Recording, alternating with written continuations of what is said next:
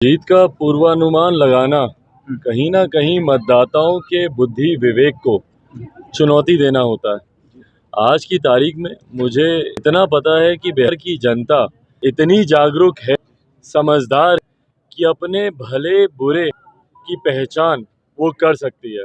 और अगर इस चुनाव की हम लोग बात करें तो ये तो जनप्रतिनिधियों के मता वाला चुनाव है। प्रतिनिधि स्वयं इसमें मतदाता हैं, तो उनको कुछ बताने समझने की उनको कोई जरूरत नहीं। स्वयं बिहार की परिस्थिति देख रहे हैं। 2020 के विधानसभा के चुनाव में भी आपने देखा कि मतदाता हम लोग के इतने जागरूक थे, आम जनता इतनी जागरूक थी कि मौजूदा नीतीश सरकार को वो तीसरे नंबर पर ले आई। भाई पिछला चुनाव भले किसी को भी मुख्यमंत्री बनाने के लिए हुआ हो, पर वो जनादेश मौजूदा मुख्यमंत्री के मुख्यमंत्री बनने का देश नहीं था। होता तो तीसरे नंबर पर मुख्यमंत्री की पार्टी नहीं आती, होता तो आधे से ज्यादा उनके प्रत्याशी चुनाव नहीं हारते। उसी तर्ज पर बिहार भी यकीन जितने जनप्रतिनिधि हैं जानते हैं कि बिहार के भले के लिए क्या उचित है। अब जीत जिसकी भी हो, मैं अपनी 6 सीटों पर मैं चुनाव लड़ रहा हूँ। मेरी जानकारी और मेरा पूरा ध्यान उन 6 सीटों पर केंद्रित है जहां जहां से लोक जनशक्ति पार्टी रामविलास चुनाव लड़ रही है। मेरे लिए ये एक दुखद समाचार है, एक निंदनीय घटना है कि हमारे कोसी जोन के जो हमारे प्रत्याशी हैं गंगा सागर जी उर्फ छत्री यादव, उनके ऊपर कल रात जिस तरीके से जानलेवा हमला किया गया। भाई डर होता है हर किसी को चुनाव में हार जीत का, पर डर का मतलब आप इस तरीके से व्यक्तिगत हमला करने लग जाएंगे। और ये मैं सत्ता पक्ष के लोगों को ही खास तौर पर हूँ, क्योंकि उन्हें अपनी बचाने का डर था।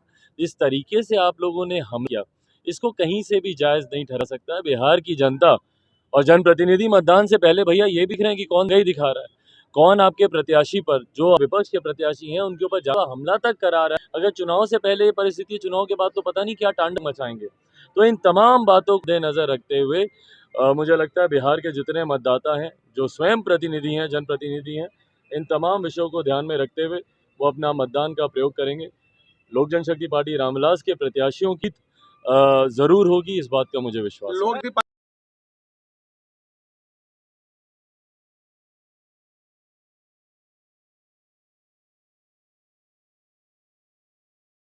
भाई इतना स्पष्ट सवाल आज तक मुझे नहीं लगा कि भाई इतने स्पष्टता से कभी पूछा गया हो कि आपने किसको दिया। बहरहाल वो मेरा विशेषाधिकार है कि मैंने किसको मतदान नहीं किया, पर मैंने जिसको भी मतदान किया, इस बात को ध्यान में रखते हुए जमुई जिले के लिए, जमुई लोकसभा के लिए और बिहार प्रदेश के विकास और मेरी अपनी सोच बिहारी फर्स्ट, जिस पर लोक जनशक्ति पार्टी रामविलास आगे बढ़कर बिहार को विकसित राज्य बनाने की सोच रखती है, उसको मद्देनजर रखते हुए ही मैंने मतदान किया। कल एक ऑडियो भाई आप कौन सा ऑडियो सुन लिया? कल एक वायरल हुआ था ऑडियो। हाँ, पर जो वायरल हुआ उसमें मैंने तेजस्वी जी को समर्थन की बात मैंने कब कही? देखिए, जो बातें मैंने कही हैं विषय को घुमा फिरा कर नहीं, जैसे कहा उसको वैसे ही तथ्यों को सामने रखा चाहिए। मैंने कोई ऐसी बात उस ऑडियो में नहीं बोली, मैं आप लोगों के सामने वैसे ही बोल चुका हूँ कि इस आईडी पर भी मैंने कल दिन भर जब बाइट दी मैंने यही साथे बोल। कल जो मैं ऑडियो में बोल, इसको मैं पुनः दोहरा देता, मैंने यही बोला मौजूदा चुनाव भी, और शायद मैंने चुनाव का तो मैंने जिक्र भी नहीं किया। मेरी जिनसे बात उनको मैंने बोला कि भाई इस बात को हम लोग को ध्यान में रखने की जरूरत है कि आज की तारीख में जब दलित, महादलित, अनुसूचित जाति, तमाम वर्ग की वंचित वर्ग के लोग हैं, उनके महापुरुषों का जब बन हो रहा है, इस बात को हम लोग को ध्यान रखने की जरूरत है। भाई मेरा घर खाली कराया गया, मुझे दिक्कत नहीं, आज नहीं तो कल मैंने वैसे भी घर खाली करना था, मैं नियम था उस घर में नहीं रह सकता था।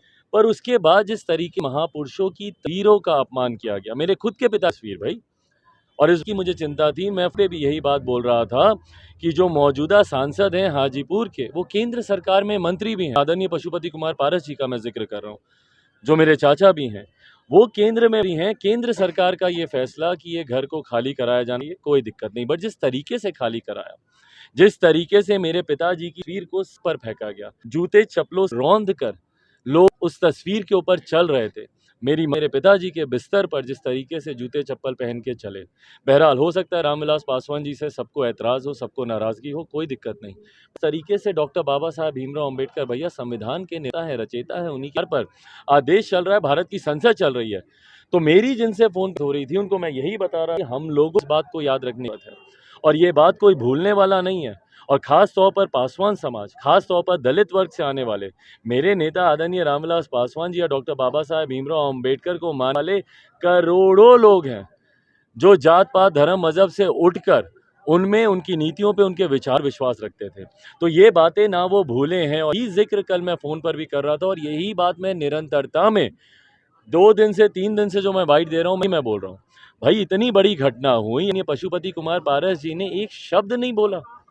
जिनको वो अपना भगवान मानते थे, आज उनका मंदिर ध्वस्त किया जा रहा है। भाई ये थे ना जो मंत्री बनने से पहले बार बोलते थे कि भैया रामविलास पासवान स्मारक घोषित किया जाए बागपत को, और कल जब उसको ध्वस्त किया जा रहा है सिर्फ अपने भी पद की लालच में, मंत्री बने रहने के लोभ में, आपने एक शब्द नहीं बोला। तो क्या पासवान समाज इन बातों को नहीं देख रहा है?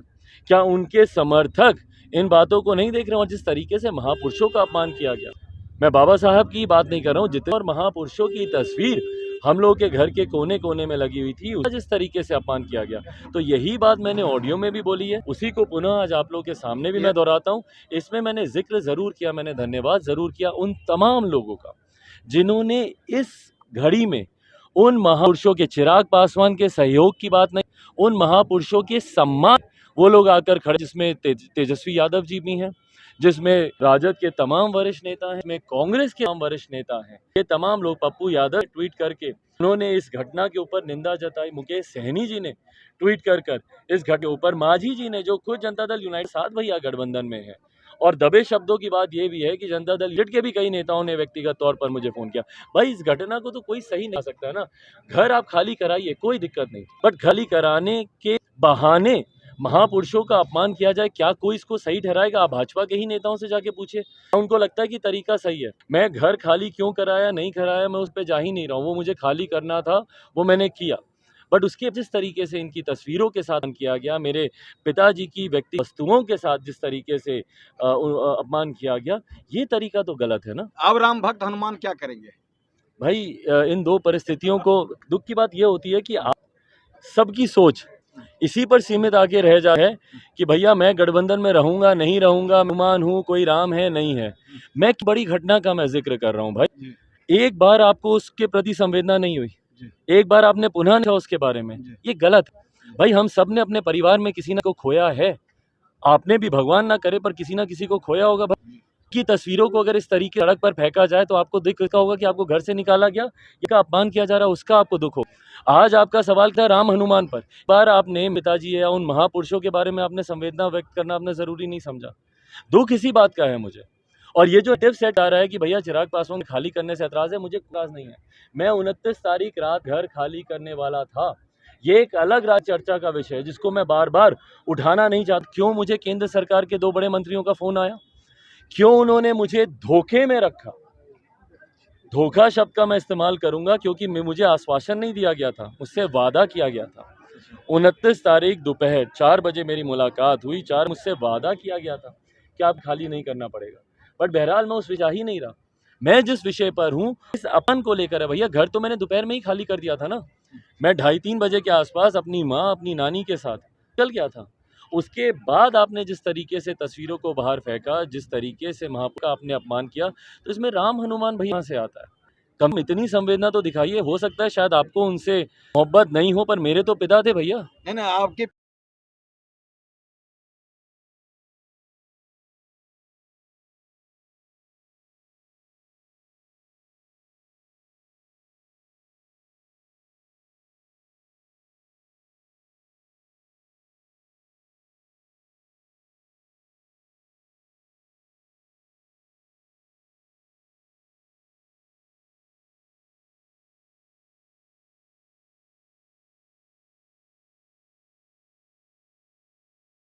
घटना को अंजाम दिया गया वो निंदनीय है, और मैं धन्यवाद उन हर व्यक्ति का देता हूँ जिन्होंने इस घटना की निंदा की, उसका मैं धन्यवाद दे रहा हूँ। और कल उस में भी मैं यही कह रहा था, तो जो आप कह रहे थे कि मैंने को समर्थन देने की बात की, मैंने किसी को समर्थन देने या समर्थन नहीं की बात नहीं की।